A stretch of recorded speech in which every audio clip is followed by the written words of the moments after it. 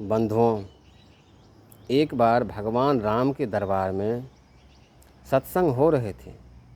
उसी सत्संग के क्रम में भगवान राम प्रश्न किए अपने गुरुदेव वशिष्ठ जी से कि हे गुरुदेव, भक्ति में और ज्ञान में क्या अंतर है। उस समय में वशिष्ठ जी जवाब देते हैं कि हे श्री राम, भक्ति में और ज्ञान में क्या अंतर है, ध्यान से सुनो। भक्ति एक मणि के समान उसमें गुण होता है। जैसे मणि में आप से आप प्रकाश प्रज्वलित रहता है और वह प्रकाश सदैव समान रहता है, वह मलिन नहीं होता। तीनों काल में वह बराबर प्रकाश प्रज्वलित रहता है। ठीक उसी तरह से जो सद्गुरु भक्ति करते हैं, श्रद्धा प्रेम विश्वास के साथ सुमरन ध्यान करते हैं, चाहे वह मूर्ख हो चाहे विद्वान हो, यदि सद्गुरु के माध्यम से भक्ति करते हैं तो उसके भक्ति से जो प्रकाश प्रज्वलित होता है वह बराबर प्रकाश प्रज्वलित रहता है। उस संसार में सर्वविदित हो जाता है, उसका नाम यश संसार में खिल जाता है और परमात्मा के दरबार में उसे स्थान मिलता है। फिर पुनः मनुष्य चोला को प्राप्त नहीं करते, वह आनंद सुख शांति के धाम पहुंच जाते हैं जहां आवागमन नहीं होता है।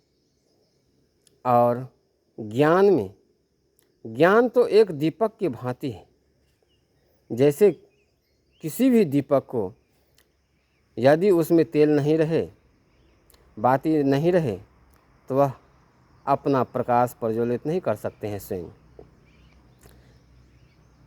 उस प्रकाश को प्रज्वलित करने के लिए दीप का सहारा लेना पड़ता है, तेल का सहारा लेना पड़ता है, बाती का सहारा लेना पड़ता है। और तब साइड से जब अग्नि जलाते हैं तब वह अपना प्रकाश को प्रज्वलित करते हैं। ठीक उसी तरह से किसी भी मनुष्य को यदि ज्ञान हासिल करना होता है तो कितने मनुष्य ग्रंथ के माध्यम से ज्ञान हासिल करते हैं, क्लास में पढ़ करके मास्टर साहब के पास तब ज्ञान हासिल करते हैं।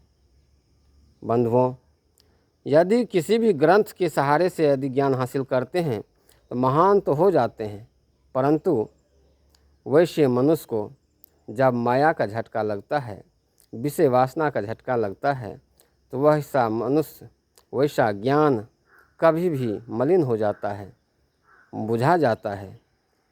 ठीक उसी तरह से सद्गुरु कबीर साहब कहते हैं कि यदि ज्ञान हासिल करना चाहते हैं तो सद्गुरु के पास जाएं। उनके मुखारबिंद से जो वाणी निकलती है, प्रादुर्भाव होती है, उस ज्ञान के माध्यम से यदि आप भक्ति करेंगे तो सदैव आपका प्रकाश प्रज्वलित रहेंगे, संसार में सर्वविदित हो जाएंगे, महान हो जाएंगे।